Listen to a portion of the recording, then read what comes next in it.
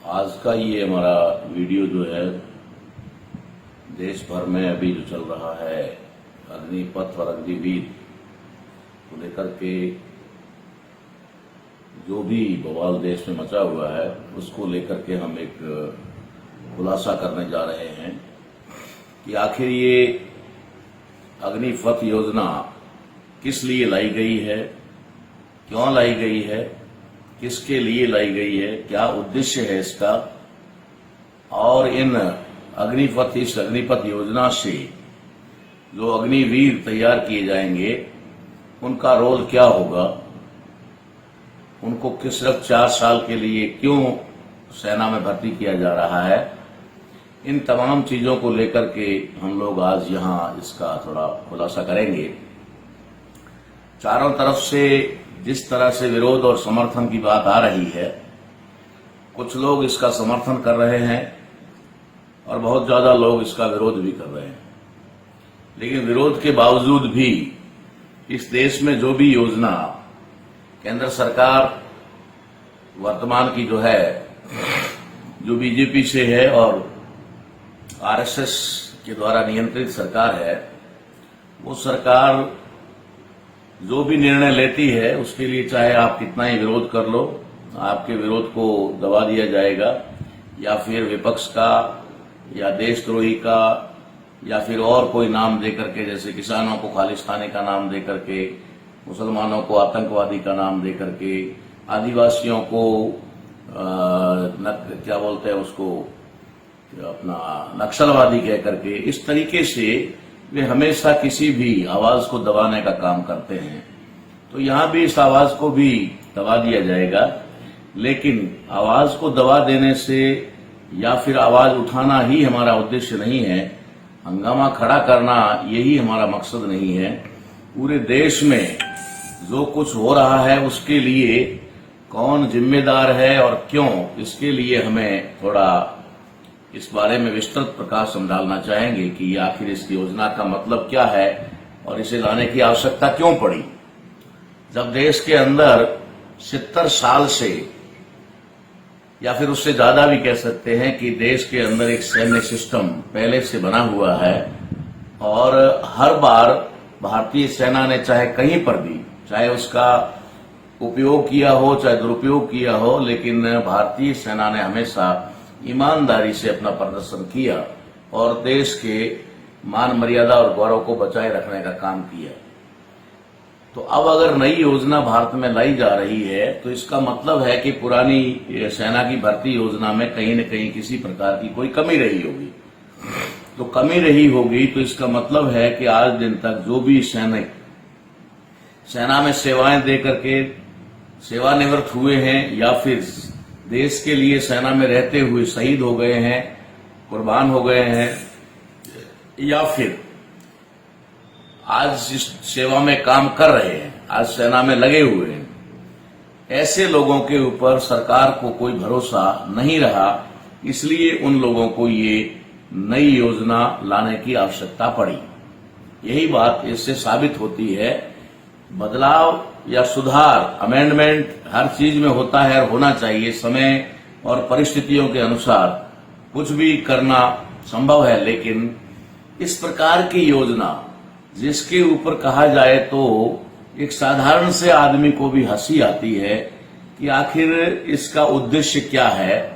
क्यों 17.5 साल से 21 और अब बढ़ाकर 23 कर दिया। हो सकता है कुछ और भी करे, क्योंकि हर कानून में बदलाव करना या सुधार करना, क्योंकि जो बन ही गलत जाता है तो फिर उसमें सुधार की गुंजाइश रहती है। तो कई बार उसमें कई प्रकार के सुधार होते हैं और सुधार होने का मतलब ये है कि बनाते समय गलत बनाया गया। लेकिन हमें समझना यह है कि इन 4 साल तक इन बच्चों का किस प्रकार से उपयोग और कहां पर उपयोग होगा और क्या ये कौन सी देश की सीमा को सुरक्षित करेंगे। हमें सेना के लिए एक चीज हमें सोचनी होगी। अभी तक जो कुछ भी हमने देखा है, भारत को कभी भी किसी बड़ी शक्ति से खतरा नहीं रहा है, चाहे अमेरिका हो, चाहे रूस हो, चाहे जापान हो, चाहे इंग्लैंड हो। जब भी अंग्रेज यहां से गए उसके बाद में मुड़कर उन्होंने नहीं देखा। तो भारत असुरक्षित किससे है, पहले तो ये सोचना है हमें कि भारत की जो असुरक्षा है वो किन लोगों से है, किन देशों से है, जिसके लिए सेना जरूरी है। अब तक जो भी भारत के व्यवहार से देख लो, भारत की जनता के व्यवहार से देख लो, भारत के ऐतिहासिक दृष्टिकोण से देख लो, तो भारत का पूरी दुनिया में अभी तक आज के जमाने में कहा जाए तो कोई दुश्मन नहीं दिखाई दे रहा है। लेकिन आए दिन दुश्मन बनाए जा रहे हैं। जैसे पाकिस्तान को दुश्मन बनाया जा रहा है, चाइना को दुश्मन बनाया जा रहा है, बांग्लादेश को दुश्मन बनाया जा रहा है। ऐसे भारत के हिस्से जो भारत से ही अलग हुए हैं, उन्हीं से भारत को खतरा बताया जा रहा है कि इन्हीं लोगों से खतरा है। तो ये चीज हमें समझनी होगी कि सेना हर देश के लिए जरूरी है और आवश्यक है, नितांत उसकी आवश्यकता रहती है।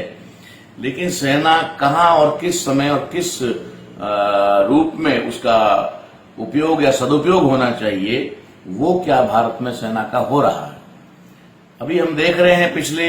10 साल से 15 साल से ये लगातार सेना के अंदर से विद्रोह की एक बू कह दो या विद्रोह का रूप दिखाई दे रहा है कि सेना में विद्रोह हो रहा है। चाहे वो सेना के सैनिकों की सुविधाओं को लेकर हो, चाहे सैनिकों के भोजन को लेकर के हो, चाहे सैनिकों की इस प्रकार से पुलवामा की तरह या पठानकोट की तरह उनकी शहादत को लेकर के कहीं न कहीं सवाल उठते आ रहे हैं। और उसके अंदर हमारे लोगों में एक कहावत है भारत के अंदर कि भारत में फौज के लोग जो आते हैं रिटायर होकर के, उसको गांव की पंचायत में भी ऐसा मानते हैं कि तो फौजी है, इसको कुछ नहीं आता, इसका दिमाग काम नहीं करता। तो इसका मतलब है वो देश की रक्षा जिंदगी भर करता रहता है और आखिर में बुढ़ापे में रिटायर होकर आता है तो उसको लोग कहते हैं कि तो फौजी है, इसकी बात पे विश्वास नहीं कर सकते, इसका दिमाग तो काम नहीं करता है। तो क्या उसने जो सेवा दी है वो बिना दिमाग के दी है, या फिर उस देश के अंदर उसने जो देश के प्रति उसकी भावना थी, वो भावना क्या थी, क्यों उसने ऐसा किया, क्यों अपनी पूरी लाइफ उसके लिए लगा दी? क्या वो मूर्ख था? मूर्ख समझ करके, यानी कि असल में देखा जाए तो वे मूर्ख हैं नहीं, उन्हें मूर्ख बनाया जाता है। सैनिकों को मूर्ख बनाया जाता है और जानबूझ करके एक योजना के तहत बनाया जाता है ताकि वे लोग सोचे नहीं, और क्योंकि सोचने से सवाल खड़े होते हैं और सवाल का जवाब देना इन लोगों के लिए मुश्किल हो जाता है। इसलिए हमेशा सेना के अंदर इतना दबाव बनाया जाता है कि कोई भी सैनिक 2 मिनट के लिए भी फ्री नहीं होना चाहिए, उसको काम देना चाहिए। ये सारा सिस्टम एक बना हुआ है। तो वे लोग जो सेना में काम कर रहे हैं, अपनी कुर्बानियां दे रहे हैं, उनको इन लोगों ने वर्तमान में अग्निपथ योजना ला करके तो बिल्कुल ही नकारा साबित कर दिया है कि अब ये लोग कुछ भी नहीं कर सकते, इनसे कुछ होने वाला नहीं है। इसलिए हमें नई योजना ला करके नए सैनिकों की भर्ती करनी होगी। जबकि सेना में भर्ती के प्रोसेस हर साल होते रहते हैं, हर जगह जहां भी जितने भी सैनिक रिटायर होते हैं उसकी रिक्रूटमेंट को पूरा करने के लिए सैन्य भर्ती का कार्यक्रम चलता रहता है। लेकिन उसके अंदर भी इन्होंने पिछले 2-3 साल से जिस तरीके से रोक लगा करके उनकी तैयारियों को, सैनिकों की जो उम्र का हिसाब किताब होता है, एक युवा जो है सेना में जाने के लिए उत्सुक होता है, इच्छुक होता है और वो पूरी तैयारी करता है। तैयारी करने के बाद में जब उसको सेना में भर्ती का अवसर नहीं मिलता और 2-4 बार ट्राई करने के बाद उसकी उम्र जो है वो निकल जाती है, सेना की भर्ती के लायक नहीं रहती है, तो उसके बाद उस पर क्या गुजरती होगी, ये तमाम चीजें सोचने और देखने वाली है। लेकिन ये बात इन तमाम चीजों को एक तरह से बिल्कुल ही जो है इसका पर्दाफाश कर देगी कि आखिर अग्निपथ या अग्निवीर योजना जो है ये किन लोगों के लिए लाई गई है और क्यों लाई गई है। सेना का तो मामला हो ही गया है कि सेना को तो ये कह करके कि अब अग्निवीर जो आ रहे हैं यही देश की रक्षा कर पाएंगे, बाकी अब तुम लोग नकारा हो गए हो, तुम्हारा जो है कोई महत्व नहीं रहा सेना में। चाहे वो सेना के एक सैनिक से, सोल्जर से लेकर के कमांडर तक हो, चाहे सेना अध्यक्ष तक हो, उनको ये बात समझ लेनी चाहिए कि अब तुम्हें सरकार ने निकम्मा और नकारा घोषित कर दिया है, तुम्हारा अब कोई रोल नहीं रहेगा। अब तो जो नए आएंगे वो ही कुछ कमाल करेंगे, वो ही कुछ तीर मारेंगे। मगर वो नए आने वाले क्या तीर मारेंगे, इसके बारे में बहुत ही गंभीरता से सोचने की बात है। मैं आप लोगों को ये बताना चाहता हूं कि ये सेना में भर्ती के लिए जो रक्षा मंत्री राजनाथ सिंह ने मंगलवार को भारतीय सशस्त्र बलों की भर्ती के लिए अग्निपथ योजना शुरू की, उसके बारे में उसके बारे में क्या ये मंगलवार को या फिर कुछ पहले या फिर कैसे योजना बनी होगी, इस योजना में कौन कौन लोग शामिल रहे होंगे, किन किन लोगों ने इसका जो है खाका तैयार किया होगा, क्या क्या इसके उद्देश्य रखे होंगे, ये तमाम चीजें सोचने और विचार करने लायक है। तो साथियों, मैं आपको बताना चाहता हूं कि ये योजना कोई अचानक नहीं आई है। इस योजना की तैयारी पिछले 7-8 साल से चलती आ रही है। अंदर ही अंदर ये तैयारी चल रही है और बहुत सारे सैनिक तैयार कर लिए गए हैं। उनको ट्रेनिंग देकर के ऑलरेडी तैयार रखा हुआ है कि जैसे ही उनकी आवश्यकता पड़ेगी उनको तुरंत जो है सेवा के लिए बुला लिया जाएगा। ये योजना भारत सरकार के द्वारा, सेंट्रल गवर्नमेंट के द्वारा सेना में जहां भी सेना के बड़े जो पड़ाव हैं वहां पर उनको अलग अलग तरह से युवाओं को ट्रेनिंग दी गई थी और ये 2018-19 से शुरू होकर के 20 तक चली थी। कोरोना काल से पहले बहुत सारे सैनिकों को सेना में ट्रेनिंग देकर के तैयार कर लिया गया था। और सबसे बड़ी और समझने वाली बात यह है कि उस समय जिन सैनिकों को तैयार किया गया, जिन सैनिकों को ट्रेनिंग दी गई, तकरीबन 2 साल की ट्रेनिंग उनकी लगातार रही और 2 साल में अलग अलग वो 1 साल या जो भी समय उनका निर्धारित किया गया उसके अनुसार ट्रेनिंग करके सैनिकों को, नए सैनिक तैयार करके घर बिठा दिए गए और उन्हें कहा कि जब भी आपकी आवश्यकता पड़ेगी सेना में, आपको तुरंत बुला लिया जाएगा। ये तैयारी बहुत पहले से चल रही थी और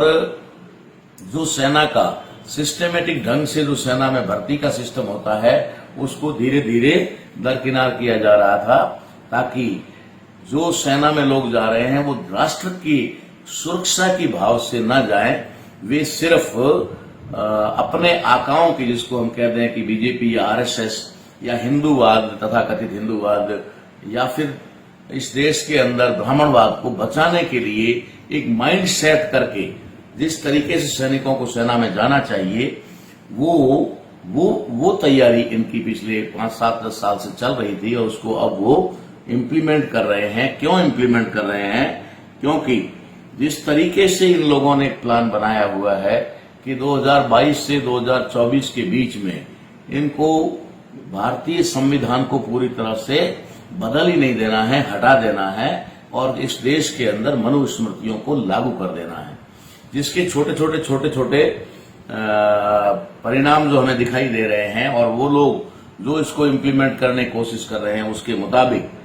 हर बार, चाहे वो किसानों के प्रति कोई कानून बनाने का हो, चाहे और भी जिस तरीके से अंदर ही अंदर संविधान को पूरी तरह खोखला करके नए अमेंडमेंट करके नए संविधान की तैयारी कर ली गई है,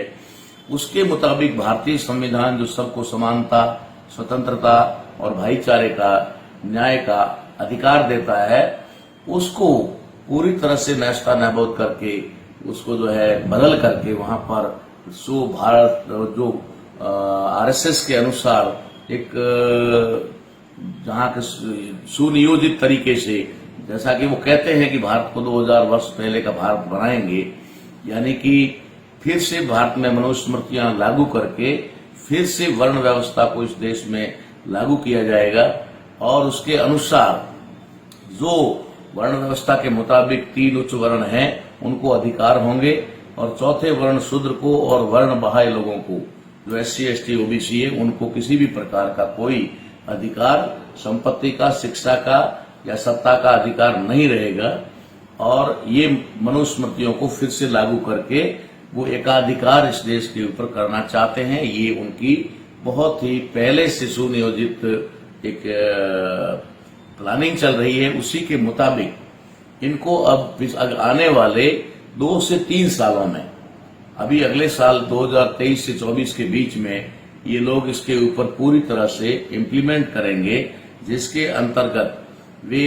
नए राष्ट्रपति को लाने का जो प्लान कर रहे हैं, वे राष्ट्रपति भी इस तरीके का लाएंगे, कठपुतली लाएंगे जो उनके फेवर में रहेगा, उनकी बात को करेगा। और जब भविष्य में कोई ऐसी बात आएगी कि भारत का संविधान किस समय बदला गया, तो ये बात आएगी कि ये उस राष्ट्रपति के समय में आई। तो वो राष्ट्रपति कौन होगा? जैसे अभी शेड्यूल कास्ट के क्या नाम, रामनाथ कोविंद है, तो माननीय रामनाथ कोविंद जी को 5 साल रख करके उन्होंने पूरा प्लेटफॉर्म तैयार कर दिया संविधान को बदलने का। और अभी जो नया जिसके बारे में चर्चा चल रही है, मैं तो कल्पना भी नहीं कर सकता था कि भारत में भी कभी ऐसा सोचा जाएगा, और सोचा भी जाएगा तो पहले क्यों नहीं सोचा गया। बहुत समय निकल गया जब इस देश के अंदर बहुत सारे ट्राइब्स योग्य भी थे, आज भी योग्य हैं, ऐसी बात नहीं है, लेकिन उस समय क्यों अवसर नहीं दिया गया पीए संगमा जैसे लोगों को, क्यों अवसर नहीं दिया गया योग्य लोग उस समय जो रहे थे उनको। आज ये चर्चा चल रही है कि राष्ट्रपति किसी आदिवासी को बनाया जाएगा। अगर किसी आदिवासी को राष्ट्रपति बनाया जाएगा तो ये बात अचानक आदिवासियों के प्रति उनका जो प्रेम है कैसे जो है उड़ने लगा, किस प्रकार से उनके अंदर ऐसा भावना आ गई कि ये आदिवासी को हम राष्ट्रपति बनाएंगे। तो संभावित मामला ये है साथियों, मेरी नजर में, मेरा जो आंकलन है उसके मुताबिक कि वे किसी आदिवासी को देश का राष्ट्रपति बना करके उसी के रहते हुए भारतीय संविधान को पूरी तरह से हटा करके नए कानून, नए संविधान जो उनके पुराने मनुस्मृतियां हैं उनको लागू किया जाएगा। और इतिहास में जब लिखा जाएगा कि ये इतना बड़ा बदलाव कब हुआ, जैसे कि हम कहते हैं ना कि भाई भारत में नया संविधान मनुस्मृतियों को बदल करके भारत का वर्तमान जो संविधान है वो कब और कैसे आया, तो उसके बारे में इतिहास है कि 1949 के अंदर 26 नवंबर को संविधान लिखकर तैयार हुआ और बाद में 26 जनवरी को उसे लागू किया गया। उसमें जो ड्राफ्टिंग कमेटी के चेयरमैन थे वो डॉक्टर अम्बेडकर थे, वो संविधान सभा के जो अध्यक्ष थे वो डॉक्टर राजेंद्र प्रसाद थे, उसके साथ सरदार वल्लभ भाई पटेल और जवाहरलाल नेहरू मुख्य भूमिका में थे। इस प्रकार की बातें हम लोग सुनते हैं और पढ़ते हैं। इसी प्रकार का एक इतिहास बनेगा कि जिस समय कोई आदिवासी इस देश का राष्ट्रपति था उस समय देश का संविधान बदला गया। चलिए वो किसी एक व्यक्ति को राष्ट्रपति बना करके उस कुर्सी पर बिठाकर रबर स्टाम्प बना करके उससे कोई काम करवा लेंगे, हस्ताक्षर करवा लेंगे और अगर वो संविधान को बदल देंगे, ये बात संभव है। लेकिन देश के अंदर जिस प्रकार से अभी फूले अम्बेडकरी विचारधारा से और बामसेफ के द्वारा जो कुछ भी जागृति का कार्यक्रम पूरे देश में चलाया गया है उसके मुताबिक देश में एससी, एसटी, ओबीसी और माइनॉरिटी के लोगों में काफी अवेयरनेस आ गया, काफी जो उनके अंदर जागृति आ गई है। उसकी वजह से दिखाई दे रहा है कि जहां तहां भी वे उनके एक तरह से विद्रोह हो रहे हैं, या विद्रोह कह सकते हैं या विरोध कह सकते हैं। जो भी सरकारें यानी खास करके भारत सरकार जो आरएसएस और बीजेपी की सरकार है, वो सरकार जिस तरीके से कारनामे कर रही है उसके विरोध में देश में प्रदर्शन हो रहे हैं और प्रदर्शन हो रहे हैं तो उसको ये लोग अलग अलग नाम दे रहे हैं और उपद्रवी नाम दे रहे हैं, कभी कुछ नाम दे रहे हैं, कुछ जो है देश विरोधी नाम दे रहे हैं। ऐसे करके उनको उनके विरोध को दबाने का काम किया जा रहा है। तो आप समझ सकते हैं कि अगर जैसे कि आप समझ सकते हैं अभी एक बीजेपी कार्यकर्ता ने जिसका नाम नुपुर करके है, उसने कुछ इस प्रकार का स्टेटमेंट दिया खुदा और अल्लाह के बारे में, तो पूरे देश का जो माइनॉरिटी है खास करके मुस्लिम गुलामबंद हो गया और उन्होंने इसका जवाब चाहा, विरोध प्रदर्शन पूरे देश में हुआ। तो उसको दबाने के लिए इतना ताकत का इस्तेमाल किया गया कि उन्हीं लोगों को गुनहगार साबित करके, ठहरा करके, उन्हीं को हिंसक बता करके जेलों में डाल दिया गया। और अगर किसी भी प्रकार का कहीं पर भी कोई भी, चाहे वो एससी एसटी के नाम से हो, चाहे वो बहुजन के नाम से हो, चाहे माइनॉरिटी के नाम से हो, चाहे ओबीसी के अधिकारों के बारे में, अधिकारों को लेकर के हो, जब भी कोई आवाज उठती है तो उस आवाज को दबाया जाता है। अब हम लोग समझेंगे इस बात को कि अगर किसी एक वर्ग के द्वारा कोई आवाज उठाई जाती है तो उस आवाज को तो ये लोग पुलिस के माध्यम से या फिर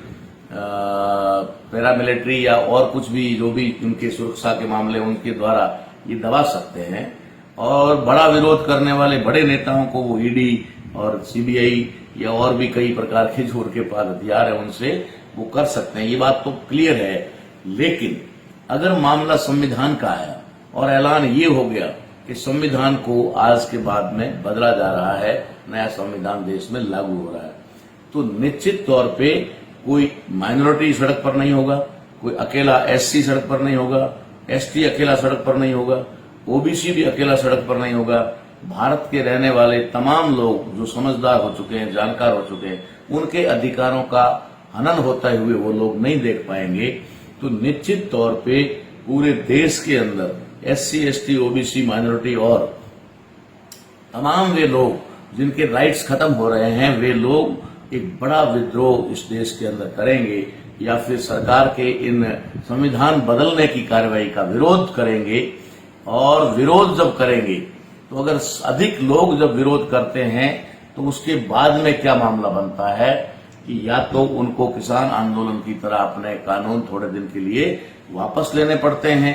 या फिर उसके अंदर किसी प्रकार का फिर कोई बदलाव, जैसे कि अभी वो विरोध होने पर अग्निपथ और अग्निवीर के लिए कर रहे हैं।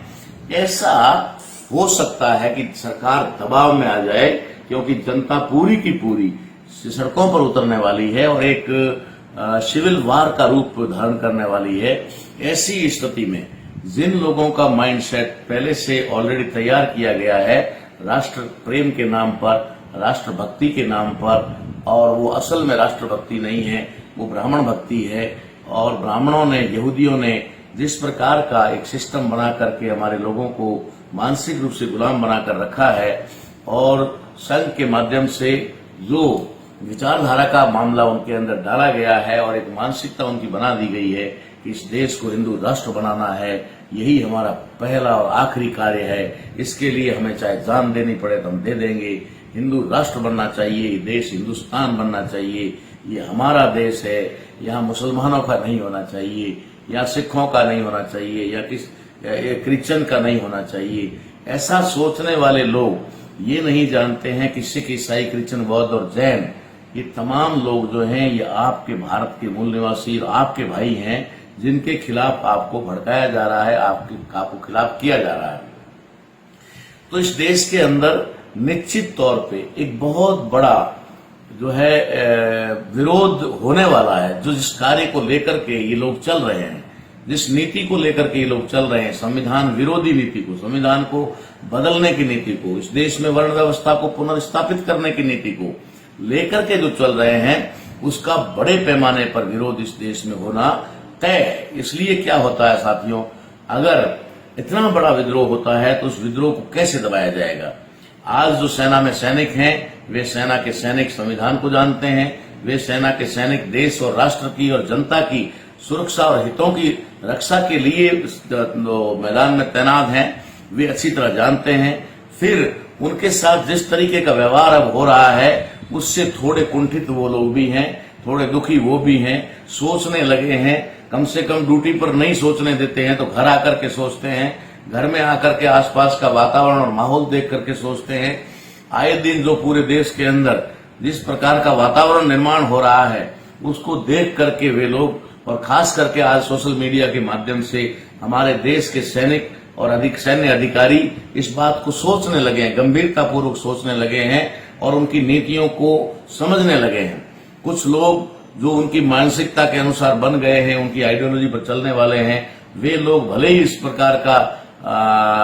कहते हैं तो सेना में मतलब उन सरकारों का समर्थन कर रहे होंगे, जैसा कि भारतीय मीडिया कर रहा है, जो उनका गोदी मीडिया अपना खुद तैयार किया हुआ मीडिया है, वो उनके लिए जैसा काम कर रहा है। तो कुछ सेना में भी ऐसे लोग हैं जो वो लोग उनके लिए कर सकते हैं, लेकिन सारे लोग नहीं कर सकते। इससे एक बड़ा कह सकते हैं कि सेना में विद्रोह का जो है उसको उनको थोड़ा एहसास हो रहा है कि सेना कभी भी विद्रोह कर सकती है और जनता के पक्ष में जा सकती है, जनता के अधिकारों के पक्ष में जा सकती है, उनका जमीर कभी भी जाग सकता है। इसलिए उन्होंने इस प्रकार का प्लानिंग 4-5 साल पहले किया कि हमें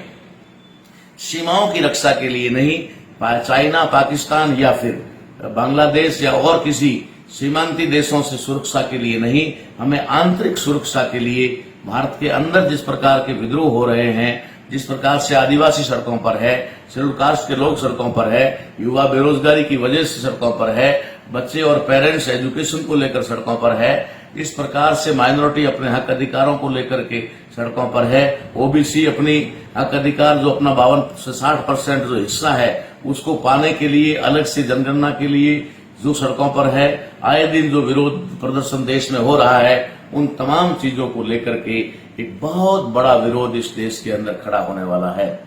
उस विरोध को दबाने के लिए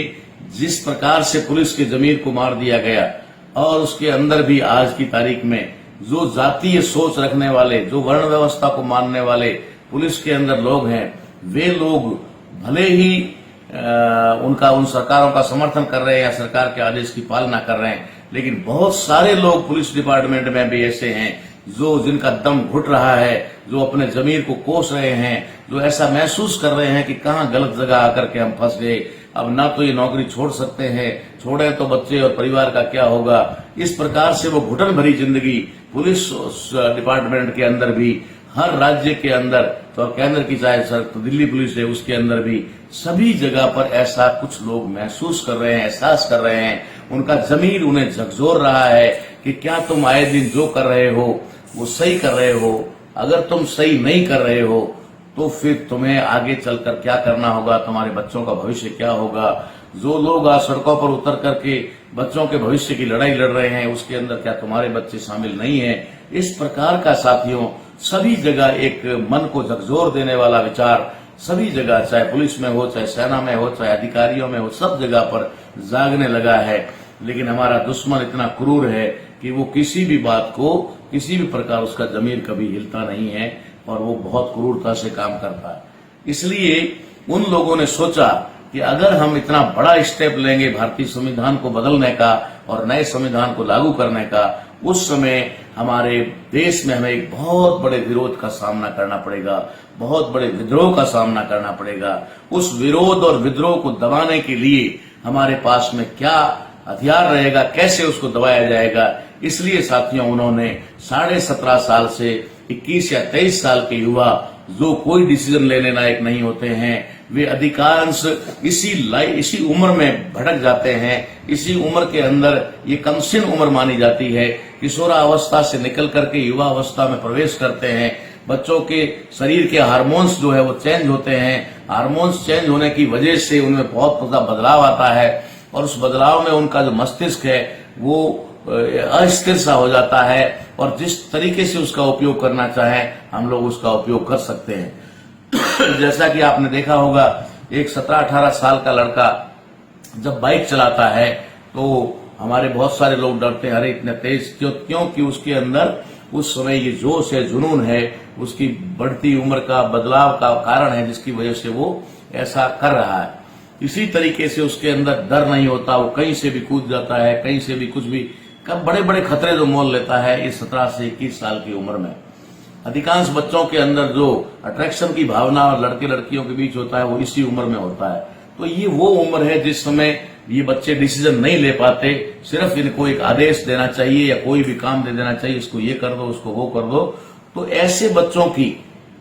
ऑलरेडी उन्होंने संघ ने, यानी कि राष्ट्रीय स्वयंसेवक संघ ने, आरएसएस ने ऑलरेडी उनकी मेंटेलिटी इस तरीके से पहले से बना रखी है कि वे लोग शाखाओं में जा करके उनको भर्ती कर करके शाखाओं में ले जा करके उनको बचपन से ही वो बीज उनके अंदर डाल दिया गया है। और अगर अब उनको सेना में भर्ती का अवसर मिलता है, अगर वो सेना में जाते हैं तो निश्चित तौर पे उनके अंदर तथाकथित हिंदू भावना जो है भड़केगी और वे लोग हिंदू होने का एहसास करते हुए वे मुस्लिम लोगों पर, माइनॉरिटी पर, सिखों पर, क्रिश्चियन, बौद्धों पर, जैनों पर वो अटैक करेंगे, हमला करेंगे और उनको मारने की कोशिश करेंगे। और अगर एससी, एसटी, ओबीसी के लोग हैं, अगर ये लोग भी अपने हक अधिकार की बात करेंगे तो उनको भी वे अपने आप को सैनिक मानते हुए उनके ऊपर भी गोली चलाएंगे। और उसमें क्या होगा, अगर सामने से कुछ चला तो तब भी ये मरेंगे, और अगर ये हथियार और गोली चलाएंगे तो सामने उनके माँ बाप और पेरेंट्स मरेंगे, उनके रिश्तेदार मरेंगे, उनके समाज और वर्ग के लोग मरेंगे। इस प्रकार से साथियों ये एक सुनियोजित ढंग से तैयार किया हुआ एक कार्यक्रम है, जिसके अंतर्गत अग्निपथ अग्निवीर नाम देकर के हम लोगों को बरगलाया जा रहा है। ये हर बार इस प्रकार का कुछ ना कुछ काम करते हैं जिससे हमारे लोग जो भावनात्मक हैं, जिनके अंदर भारतीय होने के साथ साथ हिंदू होने की भावना जिनके अंदर बनी हुई है, वे लोग सोचते हैं ये बहुत अच्छा हो रहा है, बहुत बढ़िया हो रहा है। लेकिन साथियों, इसमें न तो अग्निवीर में अग्निपथ में भर्ती होने वाले बच्चों का भविष्य सुनिश्चित है, न कोई दूसरे लोगों का, क्योंकि वे दूसरे लोगों पर अटैक करेंगे, वे हक अधिकारों के लिए सड़कों पर उतरने वाले लोगों पर गोली चलाएंगे, वे उन्हें मारेंगे और सामने से अगर कुछ हुआ तो ये लोग मरेंगे, दोनों तरफ से हमारे ही लोग मरेंगे। इसमें कोई भी गारंटी के साथ कहता हूं कि ठीक है, कोई अपवाद को छोड़ करके किसी भी तरह का इसके अंदर ब्राह्मण या फिर जो विदेशी लोग हैं उनका बच्चों को इसमें अग्निवीर में भर्ती नहीं किया जाएगा, अग्निपथ में भर्ती नहीं किया जाएगा। सिर्फ हमारे ओबीसी भाइयों को खास करके, उसके बाद में जो SC ST के लोग हैं उनको इसमें डाल करके आपस में मरवाने का काम करेंगे और अपने मकसद, अपने उद्देश्य को, संविधान को बदलने के उद्देश्य को वे पूरा करेंगे। इस प्रकार की ये योजना इन लोगों ने बनाई हुई है। सारे देश के अंदर बताए जा रहे हैं। कुछ लोग किस प्रकार से विरोध करते हैं, कुछ टेक्निकल पॉइंट बता करके, कुछ सुरक्षा विशेषज्ञ भी सामने आकर के बोलने लगे हैं कि ये ठीक नहीं है, मगर वो टेक्निकल सोच रख रहे हैं। वो 4 साल की या पेंशन की या उसके बाद क्या करेंगे, पहले क्या करेंगे, इसके बारे में सोच रहे हैं। लेकिन वे उन बच्चों का जिन्हें अग्निवीर बना करके एक आग में झोंका जा रहा है, जिसमें या तो वे जलाएंगे या फिर जलेंगे,